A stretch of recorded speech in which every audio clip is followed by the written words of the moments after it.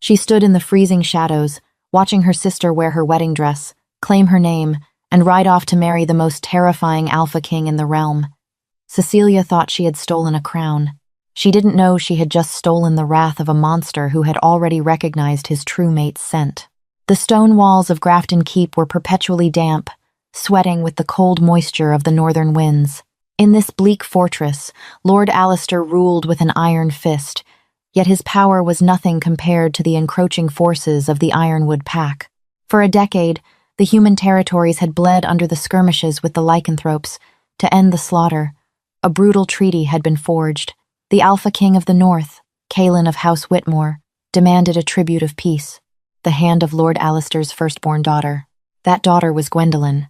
Gwendolen was 21, a quiet survivor of her father's disdain. Her mother had been an outsider, a woman of the deep woods who died in childbirth, leaving Gwendolen with nothing but striking raven hair and eyes the color of a tempest sky. Her existence was a stain on Lord Alistair's pride, especially after he remarried a highborn lady who gave him his golden child, Cecilia. For years, Gwendolen had been relegated to the shadows of the keep, treated less like the rightful heir and more like an indentured servant.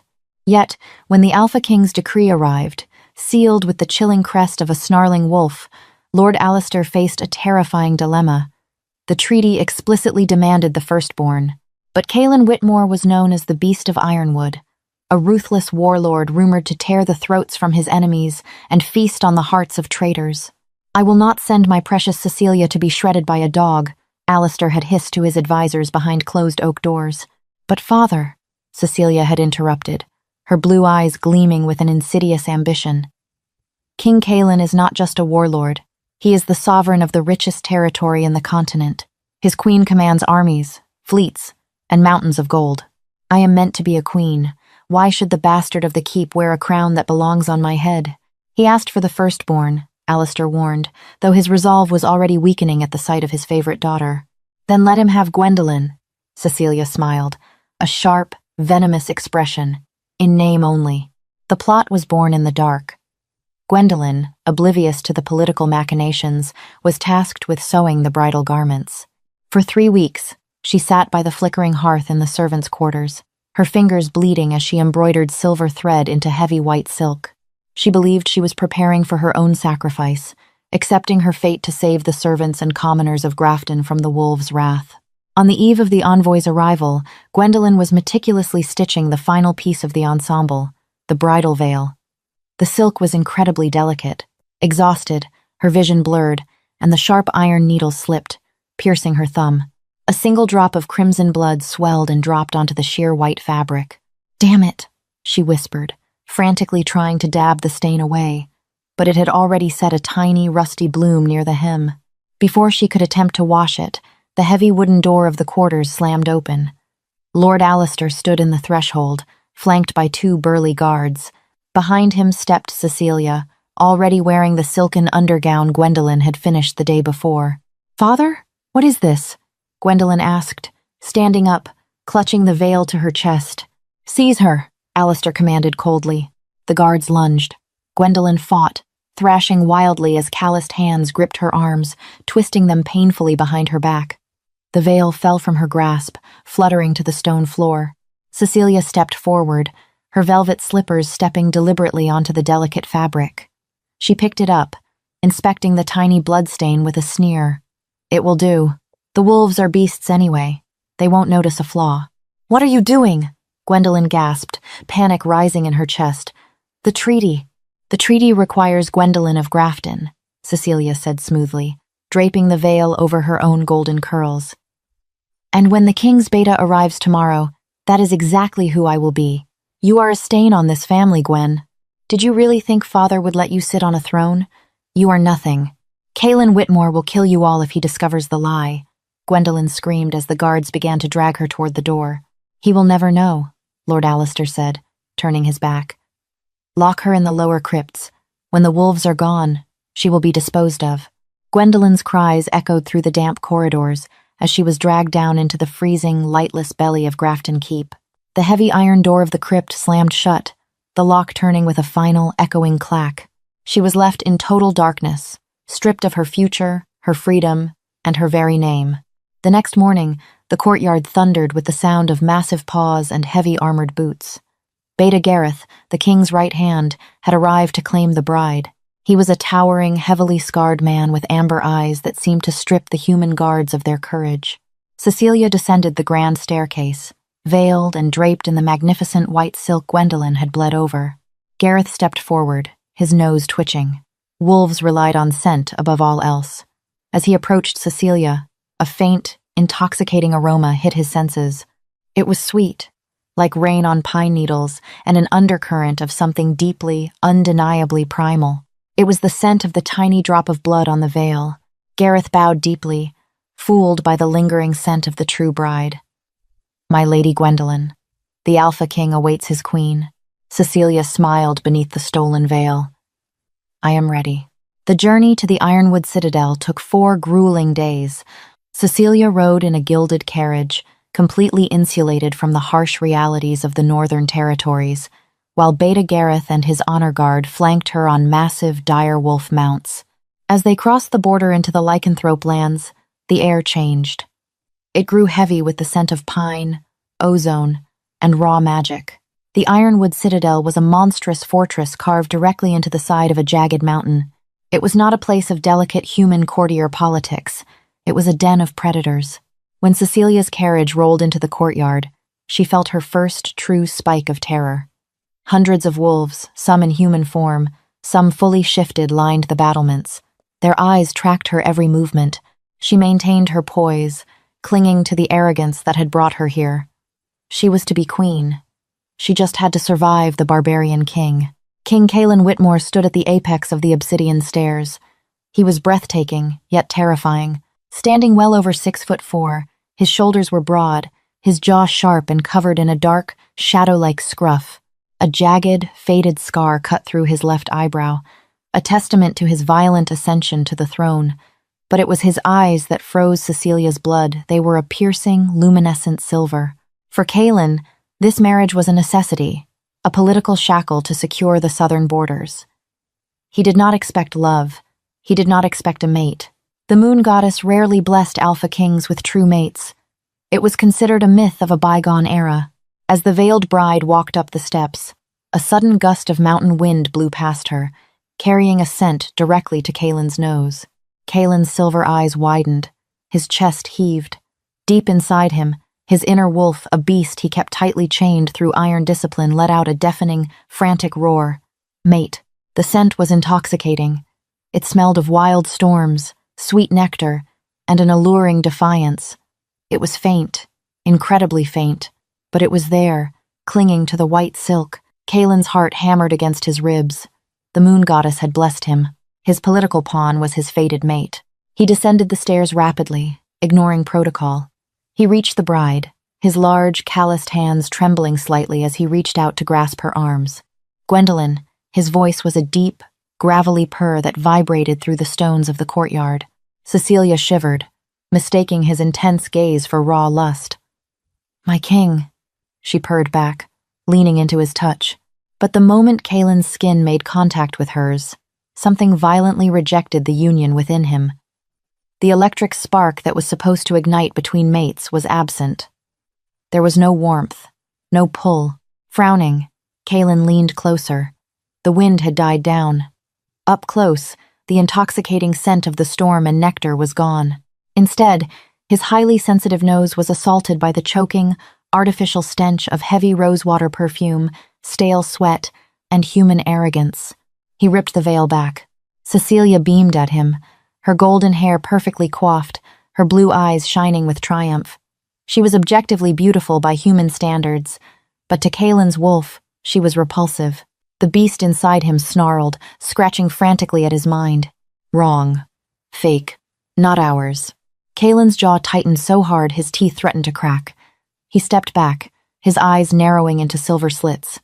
He looked at the veil in his hand, bringing it to his face. There, right at the hem, a tiny speck of dried blood. The scent was coming entirely from the fabric, not the woman wearing it. "The ceremony will proceed," Caelan announced coldly to the crowd, his voice devoid of the warmth he had shown seconds prior. "Take the bride to her chambers to prepare for the moonrise binding." Cecilia's smile faltered, confused by the sudden drop in temperature, but she allowed the handmaidens to lead her away. Miles away, in the bowels of Grafton Keep, the real Gwendolen was fighting for her life. She had been in the crypt for 5 days. The damp cold had seeped into her bones. Her only company was the scurrying of rats and the dripping of water. But Gwendolen was not fragile. The blood of the wild woods ran through her veins, a heritage her father had always feared. On the 5th night, the heavy iron door groaned open. A sliver of torchlight broke the darkness. Martha, an elderly servant who had secretly cared for Gwendolen since childhood, slipped inside, holding a rusty iron ring of keys and a bundle of rough-spun clothes. "Child, you must hurry," Martha whispered, her voice trembling. "Your father drinks heavily in the great hall, celebrating his deception. The guards at the postern gate are asleep." "Martha," Gwendolen croaked, her throat raw from thirst. "Drink this, then run. Run into the Whispering Woods. Do not stop. If Lord Alistair finds you gone, he will send the hounds." Gwendolen quickly donned the coarse wool tunic and cloak.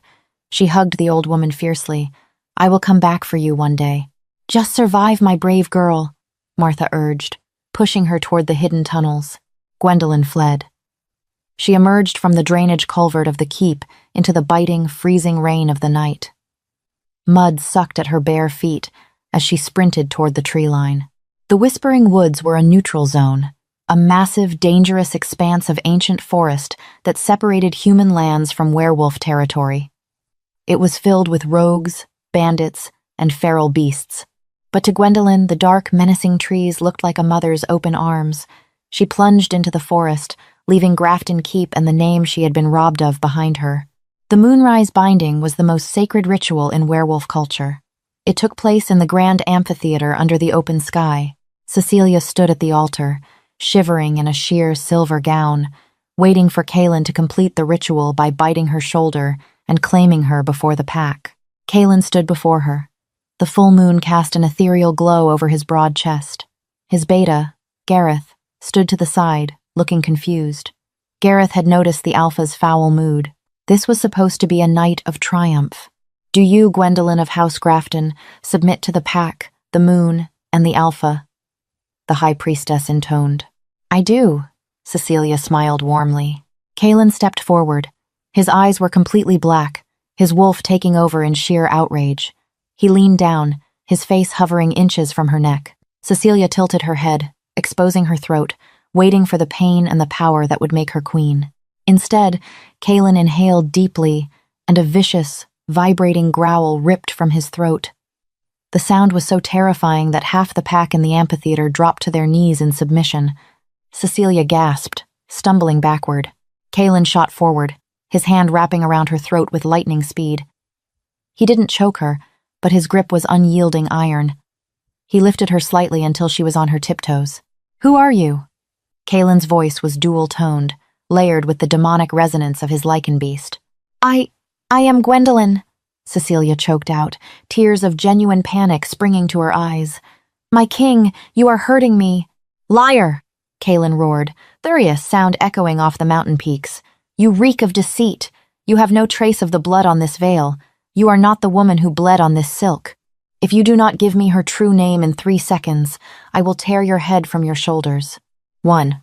"No, please," Cecilia sobbed, thrashing against his grip. 2. Kaelin's claws elongated, piercing the delicate skin of her neck just enough to draw beads of crimson.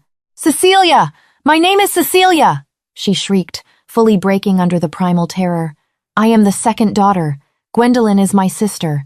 The amphitheater erupted in furious snarls. The pack felt the insult to their alpha. A human lord had dared to send a fake bride, a fragrant insult to their treaty. Kaelin dropped her to the stone floor. She collapsed, weeping and clutching her throat. "Where is she?" Kaelin demanded, his chest heaving. The realization that his fated mate, the true Gwendolen, was out there, and that this spoiled human had stolen her place, ignited a possessive fury unlike anything he had ever known. In the crypts!" Cecilia sobbed, crawling backward away from the furious king. "My father locked her away. She's probably dead by now. We just wanted the crown."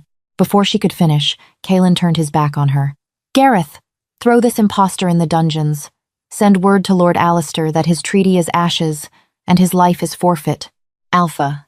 Gareth stepped up, his eyes wide. What are your orders? Call the elite trackers. We ride for Grafton Keep immediately. Kaelin's silver eyes blazed with a terrifying light. They have imprisoned my mate. The hunt began. 50 of the Ironwood's most lethal warriors shifted into their massive wolf forms. Kaelin led them, a monstrous beast of pure black fur with silver eyes tearing through the night. The ground shook beneath their paws as they sprinted south. Kaelin's mind was a storm of panic and rage. Hold on, little mate. Hold on. Meanwhile, deep within the whispering woods, Gwendolyn was fading. She had been running for hours. The freezing rain had soaked through her thin wool cloak, and her bare feet were cut and bleeding from the sharp rocks and thorny underbrush. Exhaustion was a heavy weight dragging her down into the mud. She leaned against a massive oak tree, gasping for breath. The forest was entirely pitch black, save for the slivers of moonlight piercing the canopy. Then, the snapping of a twig echoed to her left. Gwendolyn froze. A low, guttural growl vibrated through the undergrowth. From the shadows, 3 massive wolves emerged. But these were not the disciplined warriors of the Ironwood pack. Their fur was mangy, their eyes wild and yellow, foam dripping from their jaws. Rogues. Feral outcasts, who survived by hunting whatever, wandered into the neutral zone. The largest rogue snapped its jaws, stalking toward her. It smelled the blood on her feet. Gwendolyn backed up against the tree, her heart hammering against her ribs. She had no weapon, no magic, no strength left. Stay back, she whispered, her voice shaking. Though she stood as tall as she could, she refused to die cowering. The rogue lunged.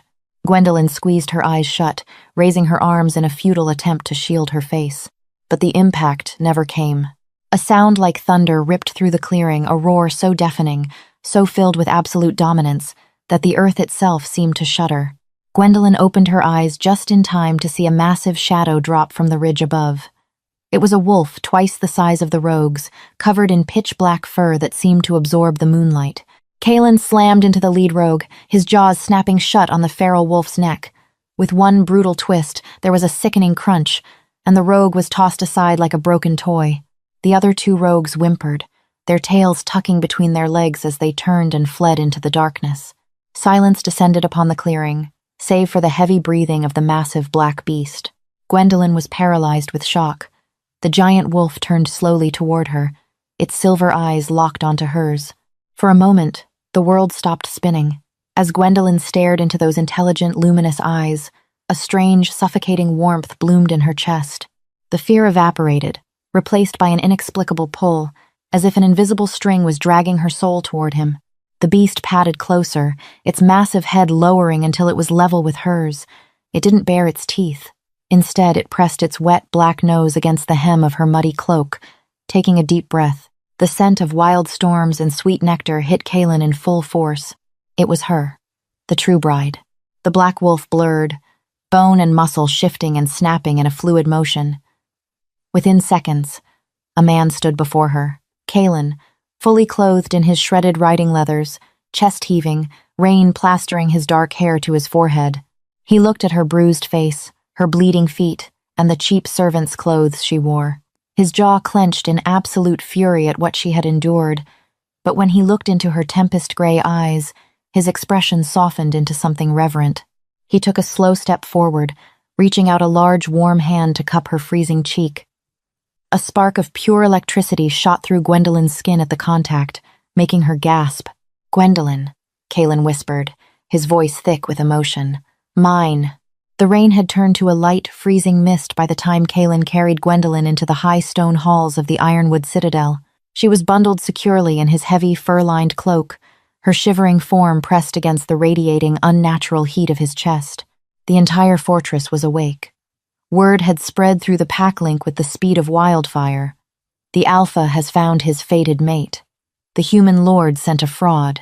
As Kaelin strode through the grand vaulted corridors, the wolves of the Ironwood pack lined the halls. They did not cheer.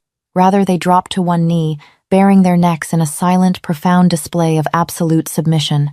Gwendolyn, peering exhaustedly over the rim of Kaelin's cloak, was terrified but mesmerized. These were the monsters her father had warned her about, the feral beasts of the north, yet they showed more respect and discipline in a single gesture than the Knights of Grafton Keep ever had. Kaelin brought her to his private chambers, a massive room warmed by a roaring hearth and draped in rich crimson and black tapestries. He set her down gently on the edge of a massive, velvet-draped bed. "Gareth," Kaelin growled over his shoulder to his beta, who stood at the threshold. "Bring the healers. Bring hot water, willow bark for the pain, and food. Then assemble the war council." Gareth bowed low. At once, Alpha. When the heavy oak doors clicked shut, Kaelin knelt before Gwendolyn.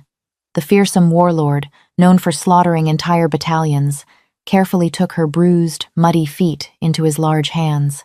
He didn't care about the dirt. He cared about the raw blisters and deep cuts she had sustained running through the whispering woods. "You are safe now, Gwendolyn," Kaelin said, his voice dropping to a soothing, gravelly timbre. "No one will ever lock you in the dark again. I swear it on the moon." Gwendolyn looked into his luminous silver eyes. The electric pull between them was undeniable, a humming vibration beneath her skin that made her forget the freezing cold. "Why did you come for me? I am a bastard, a servant in my own home. Cecilia. Cecilia is the true lady of the keep." Kaelin's jaw clenched, a flash of pure predatory rage darkening his features before he forced it down for her sake. "Cecilia is a fraud wrapped in stolen silk. Our kind does not care for human titles or bastardry, Gwendolyn. We care about the soul. We care about the mate bond. The moon goddess chose you for me. You are my equal, my Luna, and the rightful queen of the north." Over the next 3 days, Gwendolyn healed. The lycanthrope healers treated her wounds with potent mountain salves, and she was bathed and dressed in gowns fit for royalty. Silks spun in deep sapphire and silver, colors that made her tempest-gray eyes shine. For the first time in her life, she was not looking at the floor, she was looking at a future. But a storm was brewing. In the dungeons beneath the citadel, Cecilia had been weeping continuously, her arrogance entirely shattered by the terrifying reality of the werewolf prison. She had confessed everything under the interrogation of the pack elders: the stolen veil, Lord Alistair's plan to dispose of Gwendolyn, and the fact that Alistair had secretly hired human mercenaries from the southern Lancaster regiments to fortify Grafton Keep, fully intending to break the peace treaty once Cecilia was crowned and safe. Kaelin called a war council in the Obsidian Hall. Gwendolyn sat beside him, no longer a frightened girl, but a woman stepping into her power. She observed the massive map of the territories spread across the stone table. "Alistair believes he is safe behind his high stone walls," Kaelin sneered, his fingers tracing the perimeter of Grafton Keep on the map. "He believes his hired swords and silver arrowheads will keep the wolves at bay. He forgets that we do not just lay siege to castles. We tear them down to the bedrock." Gwendolyn placed a gentle hand on Kaelin's arm. The entire council fell silent, watching to see how the new, human Luna would navigate the thirst for blood. "My king," Gwendolyn spoke, her voice clear and unwavering. "My father is a coward. He uses others as his shield. If you march an army to his gates and slaughter his men, you make him a martyr in the eyes of the southern human kingdoms. It will spark a war that will last a generation." Kaelin turned to her, his eyes softening only for her. "Then what would you have me do, my Luna? He tortured you. He tried to erase you. I will not let that stand." Gwendolyn's eyes darkened, resembling the stormy skies of the north. The years of emotional abuse, of being gaslighted and treated like a disease in her own home, crystallized into a sharp, diamond-hard resolve. "We do not need to slaughter the innocents of Grafton to punish the guilty," Gwendolyn stated. "We will march on the keep, yes, but we will strip him of his pride, his power, and his golden child. I will face him myself." Kaelin smiled, a slow, dangerous expression that exposed the tips of his fangs. His chest swelled with pride at his mate's cunning and bravery. "Let it be known across the realms. The Ironwood Pack marches not for conquest, but for justice. The true queen comes to reclaim her stolen name, and hell follows with her." Proclamation of Alpha Kaelin Whitmore. The ground beneath Grafton Keep trembled. Lord Alistair stood on the battlements, his knuckles white as he gripped the cold stone parapet. Beside him stood Commander Richter, the leader of the Lancaster mercenaries. The morning fog was thick, rolling heavily across the moors, but the sound was unmistakable.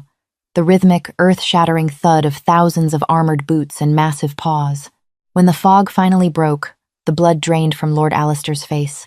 The Ironwood army had arrived, but it was not a feral horde of beasts as the southern rumors suggested. It was a highly disciplined, terrifyingly organized legion. Massive siege engines were positioned at the tree line. Ranks of lichen warriors in polished black armor stood in perfect formation, their silver-forged weapons gleaming in the pale sunlight. In the center of the formation rode Alpha Kalen on a massive black warhorse, and beside him, riding a pristine white mare, was Gwendolyn. She wore riding leathers tailored to her form, a heavy cloak of direwolf fur draped over her shoulders, and a crown of twisted dark iron resting upon her raven hair. She looked radiant, terrifying, and undeniably royal. "It cannot be," Alistair whispered, his voice trembling. "She was supposed to be dead in the woods. The rogues were supposed to finish her." "My lord," Commander Richter said, swallowing hard as he looked at the sheer numbers of the wolf army.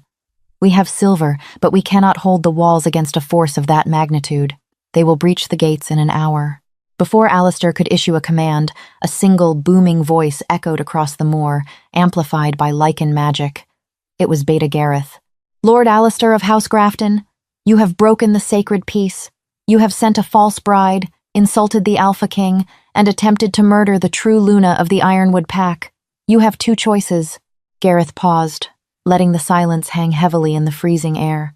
"Yield the gates immediately. Surrender your forces, disarm your mercenaries, and face the justice of the Alpha King and the Luna Queen. Refuse and burn. We will breach your walls, slaughter every man bearing arms, and raze Grafton Keep, until not a single stone stands upon another." "You have 5 minutes to open the gates," Gareth roared. Panic erupted on the battlements. The human soldiers and mercenaries looked at each other, their morale crumbling instantly. They had been paid to defend a keep, not to fight a hopeless war against an enraged Alpha King defending his fated mate. "Shoot them! Fire the silver arrows!" Alistair screamed, drawing his own sword. But Commander Richter placed a heavy, gauntleted hand over Alistair's sword arm, forcing it down. "I am a mercenary, Lord Alistair. I fight for gold, not for suicide. You lied to us about the treaty. My men will not die for your deception." Richter turned to his lieutenants. "Open the gates, lower the drawbridge. We surrender." Alistair shrieked in protest, but he was quickly disarmed and bound by his own hired guards.